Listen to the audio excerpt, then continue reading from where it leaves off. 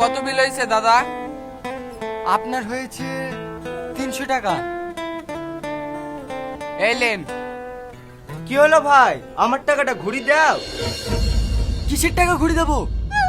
এ রে, তোমাকে খাওয়ার পর 500 টাকা দিনু, 200 টাকা বিল হয়েছে, 300 টাকা ঘুরি দিবা তো? আপনি তো আমাকে টাকাই দেননি, তাহলে ঘুরে দেবো কি করি? ধুর মশাই, আপনি উল্টোপাল্টা কথা বলছেন কেন? এই ভদ্রলোক তো 500 টাকা দিল, আমি নিজের চোখে দেখেছি। এইবার তো বিশ্বাস হইলো, দেন আমার বাকি টাকা ঘুরি দেন। এই হোটেল আর জীবনও খেটাইবো না। না না স্যার, এরকম কথা বলবেন না, ভুল মানুষ মাত্রই হয়। এলেন আপনার বাকি টাকাটা। আপনার হোটেলে না আসাই ঠিক, আমার ওই ছাতিটা দেন। আপনার সাথে মানে? ছাতাটাও আপনাদের বলবেন নাকি? যত সব উল্টো পাল্টা ব্যবহার। না না, আমার সাথে না, আপনারই সাথে। লিজার